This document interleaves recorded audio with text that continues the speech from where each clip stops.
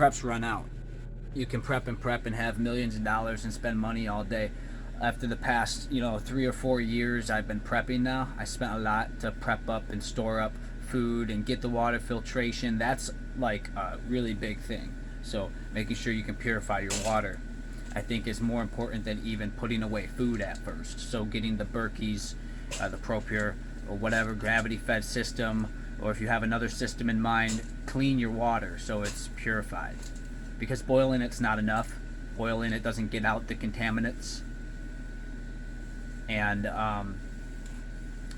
aside from that water factor, having seeds and seed saving, so homesteading is what I'm getting at. But more than homesteading, to really do it and be in a self-sustainable, regenerative loop where you don't have to rely on outside inputs, you have to just change up your mindset and the way that you live, your lifestyle, so that you can be comfortable in a grid down, no power scenario like our ancient ancestors. I'm sure for the majority of the time in our lineage, these people did not have electricity. So it's really like a basic, inherent, instinctive trait that is locked in our DNA, in our brains, maybe in that big old chunk we don't use right now, but something like that. It's in us, and it's in every single person. It's just we've been conditioned, as I'm sure many of you understand that factor. So it's the just-in-time modernity, and the lifestyle. So your mindset. Are you prepared with the basic essentials, which would be the water filtration, enough replacement filters to last a lifetime? If you got that, that's good. Because we're talking about being able to survive for generations without the grid. So the food, you got to grow that. You got to get as resourceful as possible and grow in every square inch available. And get the seed saving and learn the seeds and the way these plants grow and learn how to save this stuff. So you got to actually engage and practice, maybe ahead of time, right now while the lights are still on. It'd be a good time to get your skills up. And then when it all goes down, it's no transition at all. You're already living that way. And that's the big idea behind it all. And to try to find a way to raise all of your food, and you're doing your cycles for your systems for water, food, shelter, security, energy too. Even if you want to have electricity, you can wiggle ways in to keep generators going or keep your solar panels. But ultimately this stuff disappears because everything in life constantly changing and rearranging, but you stay the same in your knowledge. So the skills that you have, that intellectual and experiential capital. So it's not about the money or the things on that level, it's about what you know. And are you going to be able to act out what you know securely, safely? That's another big thing. So your community,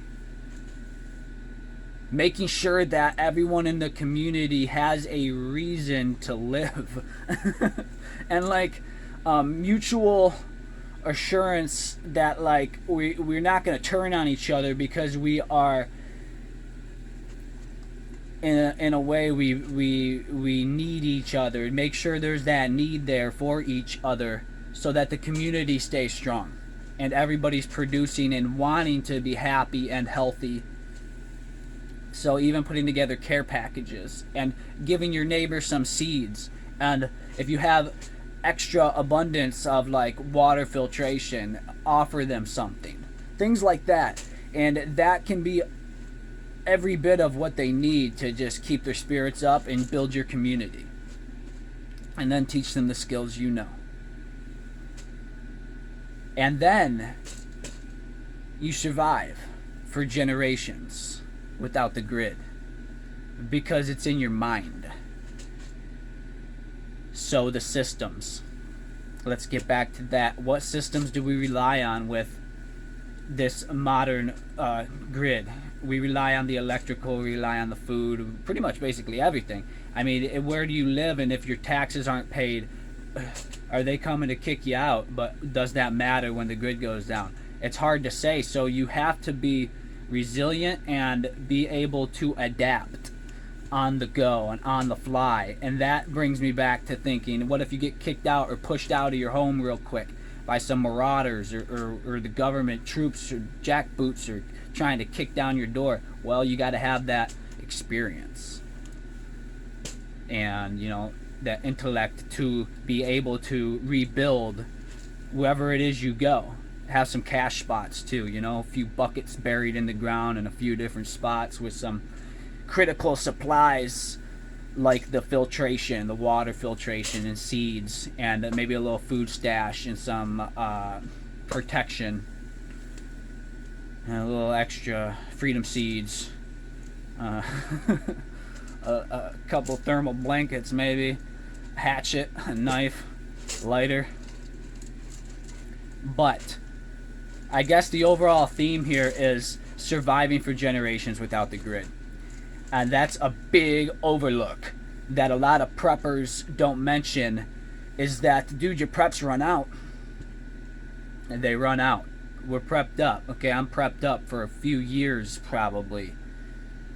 But then what am I doing after that? These preps are, the idea is for them to last through the hard times or the cold months where productivity is at a minimum as far as food growth. And I guess that's my look at it as far as the stored up, prepped up supplies. So ultimately it's going to be work to harvest crop, grow crop, and keep that regenerative cycle. So the animals, got to keep the animals alive. So the rabbits, you know, and that's another thing. If you want protein, chickens and rabbits, learn the chickens, learn how to keep the hens with a rooster and how the hens will go broody and hatch out their own eggs so you can hatch out your own chicks. Learn that rabbits, in fact, they don't need a feed. So chickens more so need like grains and things, but rabbits can grow off of just grass, and they may not be as meaty, but they're still rabbits and they'll still be healthy. After a few generations in, they'll get used to eating that grass. And just water for your rabbits, having a good water source and knowing where to get your water. Have maybe a method to even filter out or filter through your gray water. So the water that you might fall through into your pan underneath or whatever under your water filter, collect that water when you're washing things, and then filter that water maybe further through some kind of fabric or something that's, you know, will help get out larger chunks of whatever, and then you even reuse that gray water. And buckets and bins, things that you have around the house, that storage bins that aren't being used or whatever, anything extra you can fill up with water when you get access to water, or even leaving them in your yard to collect rainwater as just another way. All these things. Tap a shallow well, even if you got the resources to prep. You buy the pump, and there's a couple other little pieces, an attachment for the bottom. You can go 30 feet into your ground, and you could tap a shallow well if you are able to. Things like that. So then your access is right there, and you have the manual hand pump drawing water up, so you don't need the electricity. I have a few pieces. I plan on still doing that in the future. So survive, thrive with health, your lifestyle, your diet. And that's a lot of what this is, as well as your brain function, your ability to critically think, your diet, your IQ. That's your intelligence, because you're not drinking the fluoride anymore. So that'll be a good thing. See, we're gonna get back to a time where only the strong are gonna survive. It's gonna be like 0.01% of us or something, because you gotta be able to simplify. And if you can do all this ahead of time, then like I said, it's no transition at all. You're already living that way and getting back to nature and Mother Gaia and all. So it'll be a healthier thing coming after all of the chaos and the tribulations. A lot of people aren't going to make it, but the ones that do, we are going to band together and we're going to be much healthier. So like people in my family and people I'm sure, all over, everywhere, they all eat unhealthy. They all have unhealthy habits like cigarettes or alcohol or drugs. That stuff's not going to be around anymore. It's going the way of the dodo once the lights go out. And they're going to fiend out for a week or two, and they're going to need their fix. But then after that, they're either going to make it through, or they're going to get picked off because they tried the wrong person. And if they make it through, well, then they're going to adapt and adjust their lifestyle, or they won't survive. Just like 100, 200 years ago, our ancestors, they grew their own food, or they just didn't exist. that kind of thing. It's going to go back to that. Just right back. Snap back into the new paradigm, the old paradigm, whatever it was or is, or whatever this is. We're snapping back really soon. And I'm actually very excited. I'm not thrilled about the fact that people are going to die, but I am thrilled about the fact that most people are already like dead inside. They don't... and we're going to get back to being real strong human beings again. Animated and fully alive and awake and like superhuman or no human at all. You're going to want to be able to store your water as well here. So I had to add that 55-gallon blue drums. You can order them, you can find them probably on Craigslist, maybe even recycled. But those are a great means. There's also the bigger, larger tanks. I forget what they're called right now, but they're real large if you want to even go that far. But I have personally 7 55-gallon drums right now that I cycle through water with. So I'm able to fill them up, and then twice a year I dump them out and fill them back up as to recycle that water instead of adding bleach or some other treatment to the water, which people do. I'm not like for that. I rather just change out the water, and I feel comfortable with that because they're going to be going through filters anything I use anyway. So get yourself the 55-gallon drums and manual hand pumps, and then you can have that for storage as part of your essential preps, and then be able to refill those for generations to come from wherever it is that you find or acquire your water. I prepped my food primarily is I ordered bean soup mix and other things like peas and rice and flours, lentils, flaxseed even, buy the 25-pound organic bag off of suppliers, online suppliers, and order it in bulk.